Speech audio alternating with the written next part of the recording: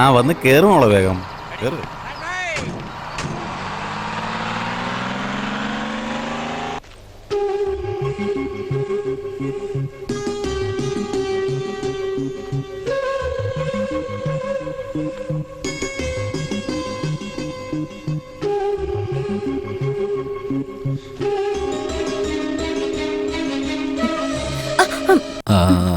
ആരെയോ അന്വേഷിക്കുന്ന പോലെ ഉണ്ടല്ലോ.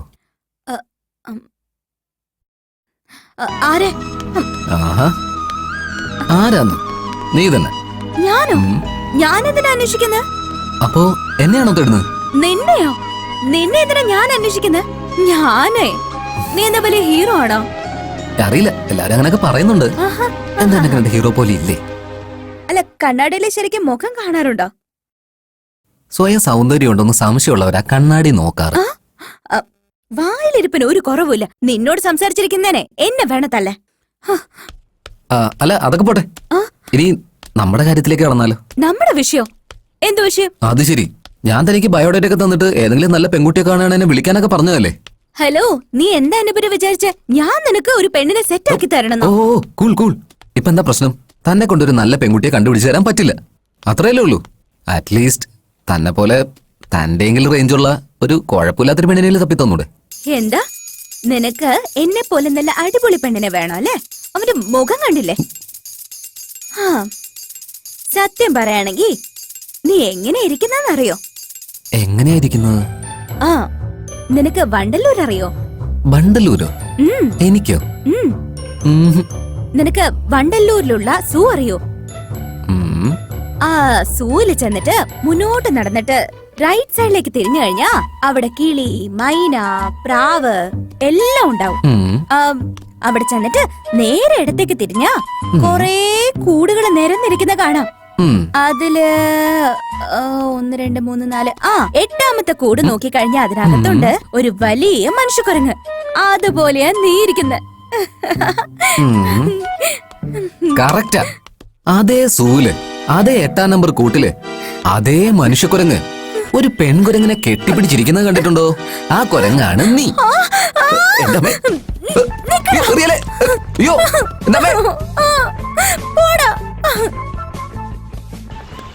ഇന്നവൻ എന്റെ കയ്യില് കിട്ടട്ടെ, കൊല്ലുഞ്ഞ.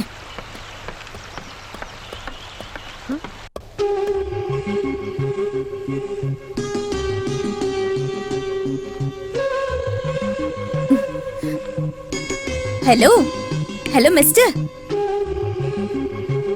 എന്നെ പറ്റി എന്താ വിചാരിച്ച? നിന്നോട് ചോദിക്കാൻ ആരുമില്ലെന്ന് വിചാരിച്ചോ? ഞാൻ നോക്കിയിരിക്കായിരുന്നു. എവിടെ പോയാലും നീ എന്നെ ഫോളോ ചെയ്യും. കോളേജ് വരെ വന്നു. ബണ്ണെന്നും ചെമ്മണ്ണെന്നും ഒക്കെ പറഞ്ഞു. നല്ലൊരു പെണ്ണിനെ കാട്ടിക്കൊടുക്കാൻ പറഞ്ഞു. നിന്നെ പോലൊരു അടിപൊളി പെണ്ണാണെങ്കിൽ കുഴപ്പമില്ലെന്ന് പറഞ്ഞു. അല്ല, നിന്റെ വിചാരം എന്താ? പറ.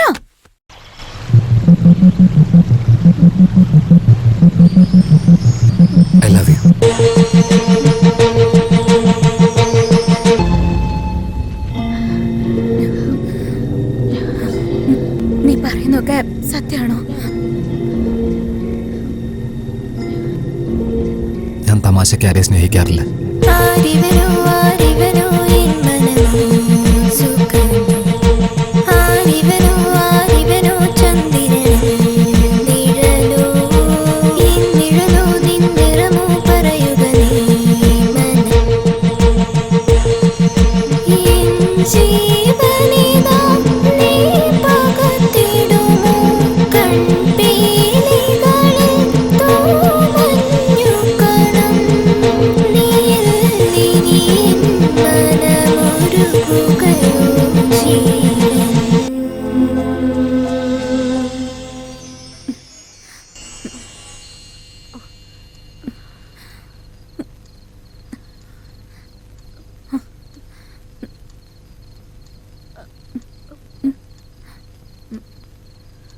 ദീപു, എന്തു പറ്റി മോളെ? ഉറക്കം വരുന്നില്ലേ?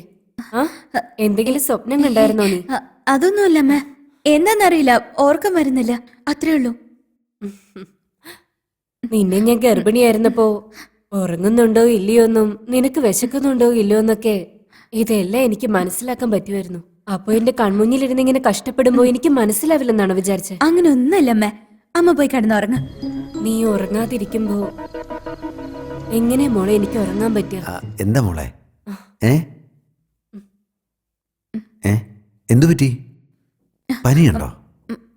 ഒന്നുമില്ല അച്ഛാ. ആ ആ കിടന്നു മോളെ. കിടന്നു. വാ. ഉറങ്ങിക്കും മോളെ. അച്ഛാ, എന്താ മോളെ? നിങ്ങൾ രണ്ടുപേരോടും ഒരു കാര്യം ചോദിക്കട്ടെ ഞാൻ? ചോദിക്കാവോന്നോ? നീ എന്തിനാണ് ഈ അനുവാദമൊക്കെ ചോദിക്കാൻ നിൽക്കുന്നേ? അവള് ചോദിച്ചെന്തെങ്കിലും നീ വാങ്ങിച്ചു കൊടുക്കായിരുന്നിട്ടുണ്ടോ? ഞാനോ? ആ ഇല്ല, അവള് ചോദിച്ച എല്ലാം മേടിച്ചു കൊടുത്തല്ലോ. ഇല്ലേ പിന്നെന്താ മോളെ? മോളെ? എന്നോട് പറഞ്ഞല്ല ഞാൻ വാങ്ങിച്ചു തന്നിട്ടില്ലേ? പറഞ്ഞത് എന്തെങ്കിലും മറന്നുപോയിട്ടുണ്ടോന്ന് എനിക്കറിയത്തില്ല. ചോദിക്കും മോളെ, നീ ചോദിക്കേ. നിങ്ങൾ രണ്ടുപേരും പ്രണയിച്ച കല്യാണം കഴിച്ചവരല്ലേ? അതിന് തെളിവായിട്ട മോളെ നീ ഉള്ളത്. എന്താ വേണ്ടെന്ന് വെച്ച് ചോദിക്ക്. നമ്മുടെ ഈ സ്നേഹം നമുക്കൊന്ന് ഷെയർ ചെയ്താലോ? ഷെയർ ചെയ്യാവുന്നോ? നമ്മുടെ 3 പേർക്കും ഇടയില് സ്നേഹം ഷെയർ ചെയ്യുന്നതില് എന്ത് കുറവാ വന്നേ? നിങ്ങള് പെർമിഷൻ തരുവാണെങ്കില് 4മതൊരാൾക്കും ഇത് ഷെയർ ചെയ്യാലോ. 4മതാളോ? ആരാ അത്?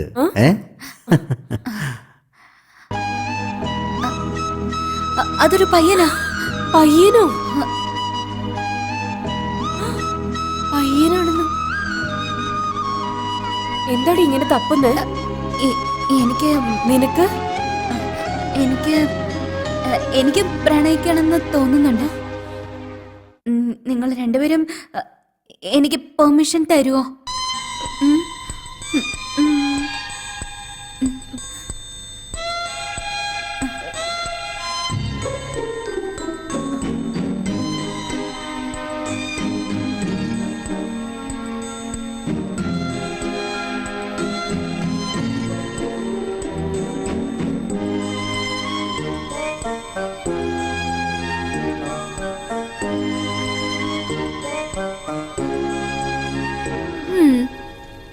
ആലോചിച്ച് പറഞ്ഞാൽ മതി. Take your own time. Okay?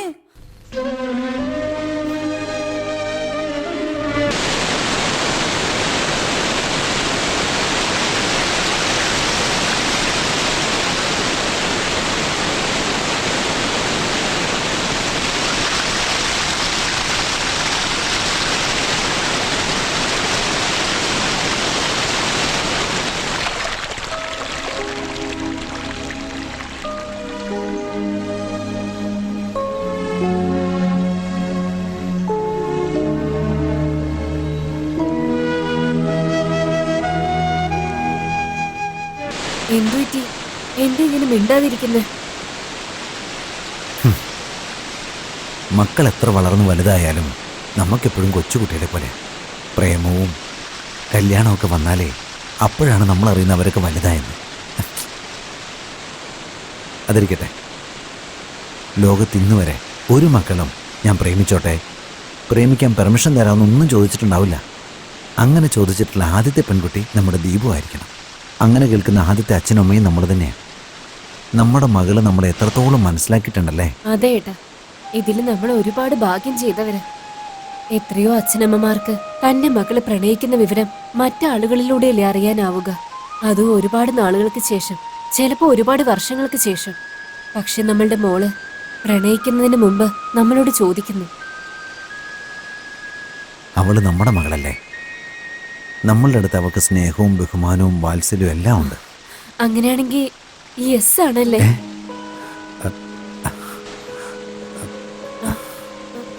No ആണോ? അത് അങ്ങനെയൊന്നും എനിക്കറിയില്ല. യെസ് ആണോ നോയാണോ ആ ചെറുക്കൻ ഏതാണെന്ന് പോലും അറിയില്ല. ഇപ്പം നമ്മൾ യെസ് ആണ് പറയുന്നത് വിചാരിച്ചോ, നാളെ ഇനി എന്തെങ്കിലും പ്രശ്നമായിട്ട് മാറിയാൽ നോ എന്ന് പറഞ്ഞാൽ നമ്മുടെ ദീപ് എന്തെങ്കിലും കടുങ്ങുകയോ ചെയ്താലോ? എന്താ ചെയ്യേണ്ടതെന്നൊന്നും എനിക്കൊരു പിടിയില്ല. നോക്ക, അവൾക്ക് ആ പയ്യനെ പറ്റിയും അവളുടെ പ്രണയത്തെ പറ്റി നല്ല വിശ്വാസം ഉണ്ടായിരിക്കും. അതിനുശേഷമായിരിക്കില്ലേ നമ്മളോട് പെർമിഷൻ ചോദിച്ച്. അങ്ങനെയാണെങ്കിൽ നമുക്ക് അവനോട് നേരിട്ട് പോയി സംസാരിക്കാം. ഒരു പക്ഷെ നമ്മൾ അവനെ പോയി കണ്ട് ആ ചെറുക്കനെ നമുക്ക് ഇഷ്ടപ്പെടാതെ വന്നാൽ ഇല്ല ഏട്ടാ, നമ്മുടെ മോള് നമുക്ക് ഇഷ്ടപ്പെടുന്ന ഒരാളെ ആയിരിക്കും സെലക്ട് ചെയ്തിരിക്കുന്നത്. നമ്മളുടെ മോളല്ലേ അവള്, നല്ല ആളെ ആയിരിക്കും സെലക്ട് ചെയ്തിരിക്കുന്നത്.